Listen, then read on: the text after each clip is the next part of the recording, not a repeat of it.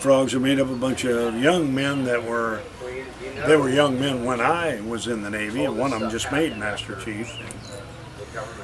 I've been coming up here. They wanted me 3 years ago, but this is the second time I've been here. I came up and did the narration for them last year, and the whole thing is the Wawasee Navy SEAL Foundation, which Bud Stickle of Stickle Steam out of Indianapolis started, and it's a fundraiser for, it's basically the UDT SEALs Wounded Warrior Project, so to speak. We take care of certainly the dependents of those we have lost in Iraq and Afghanistan, and scholarships for their kids, prosthesis, I suppose, if they needed to be upgraded.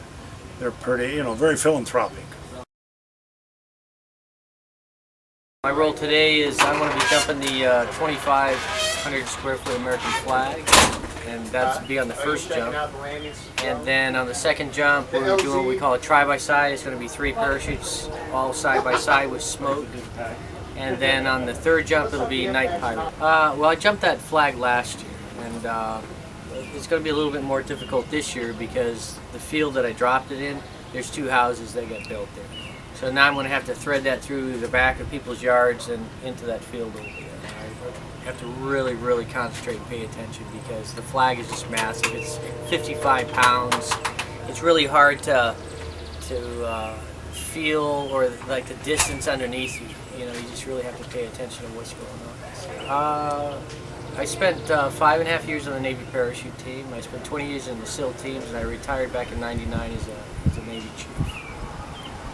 Yeah, I actually do this for a living. I train all the guys that go through SEAL training. I train them how to static line with round parachutes, and then I also teach them a 3-week free fall school.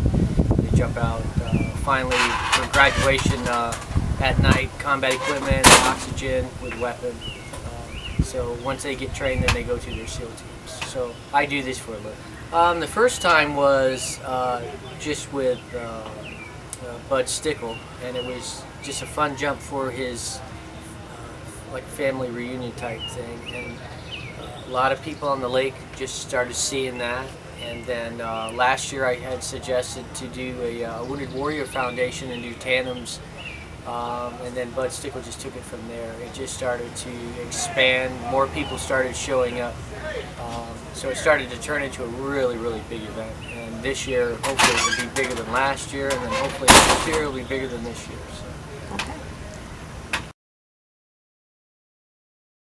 So. Well, I guess the Navy SEAL Foundation, the National Navy SEAL Foundation, survives only on donations, and they need people like us that are former Navy SEALs to participate in raising these funds for their cause. And it's not exactly very easy, and as I'm learning, because this is our second annual, but I'm not in Afghanistan or Iraq, and I figure I can't get killed doing a fundraiser, and it's the least I could do to support my brothers that are putting their lives on the line every day. I was in class 41, and I'm a Vietnam vet, and served my time back in the 60s. And member of the association. We got the Fraternal Order of UDT SEAL Association. We have the museum down in Fort Pierce, Florida. And all these things have been set up and designed to support wounded men that are killed. In the last couple of years, these guys have been hit pretty hard. And the foundation is established to support the families of these guys that get wounded and killed. Last year, the net proceeds was $15,000. And I'll be quite honest and candid, I thought we would do better than that. There's a lot of money around this lake. And but I think people just need to, get their, just to see what this is about, if it's real and what it is. And I'm an optimist. I think we'll continue to generate support. And I think this is really more as much about raising our level of thought about our flag, our country, our servicemen, not just specifically Navy SEALs.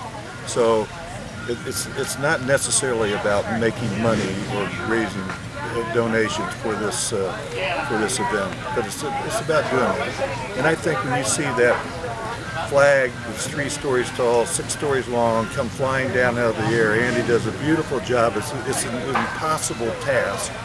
With the national anthem going, it's pretty neat.